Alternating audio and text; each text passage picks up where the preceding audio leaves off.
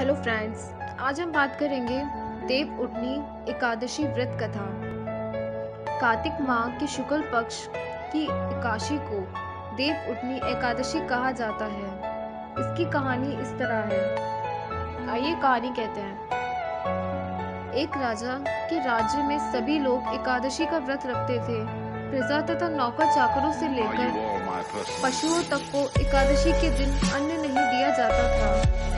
एक दिन किसी दूसरे राज्य का एक व्यक्ति राजा के पास आकर बोला, महाराज कृपा करके मुझे नौकरी पर रख लें।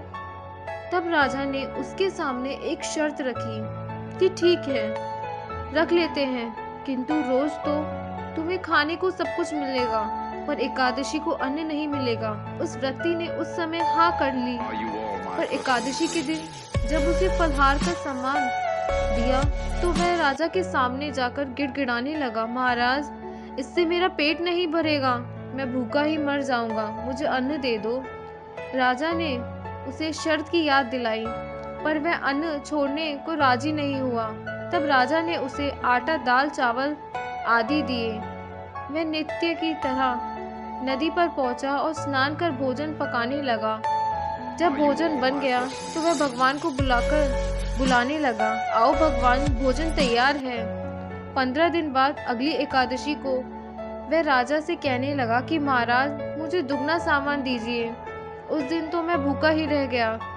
राजा ने कारण पूछा तो उसने बताया कि हमारे साथ भगवान भी खाते हैं, इसीलिए हम दोनों के लिए ये सामान पूरा नहीं होता। बुलाने पर पीताम्बर धारण किए भगवान चतुर्भुज रूप में आ पहुँचे तथा प्रेम से उसके साथ भोजन करने लगे। भोजन आदि करके भगवान अंतर्ध्यान हो गए। वह अपने काम पर चला गया। 15 दिन बाद एकादशी को वह राजा से कहने लगा कि महाराज मुझे दुगना सामान दीजिए। उस दिन तो मैं भूखा ही रह गया। राजा ने कारण पूछा। यह सुन राजा को बड़ा आश्चर्य हुआ। वह बोला, मैं नहीं मान सकता कि भगवान तुम्हारे साथ खाते हैं। मैं तो इनका व्रत रखता हूँ, पूजा करता हूँ, पर भगवान ने मुझे कभी दर्शन नहीं दिए। राजा की बात सुनकर वह बोला, महाराज यदि विश्वास ना हो तो साथ चलकर देख लीजिए। राजा एक पेड़ के पीछे छिपकर बैठ गया। उस व्यक्ति ने भोजन बनाया तथा भगवान को शाम तक पुकारता रहा, परंतु भगवान ना आए। अंत में उसने कहा, हे भगवान, यदि आप नहीं आए तो मैं नदी में कूदकर प्राण त्याग दूंगा। लेकिन भगवान नहीं आए। तब वह प्राण त्यागने के उद्देश्य से नदी की तरफ बढ़ा। प्राण त्यागने का उसका दृढ़ इरादा जान शीर की भगवान ने प्रकट होकर उसे रोक लिया और साथ बैठकर भोजन करने लगे।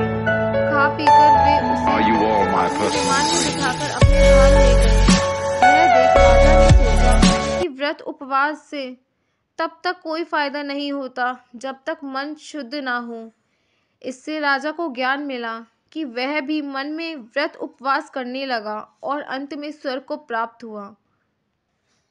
अगर आपको मेरी कहानी अच्छी लगी तो प्लीज़ लाइक, शेयर, सब्सक्राइब ज़रूर करें। Thank you.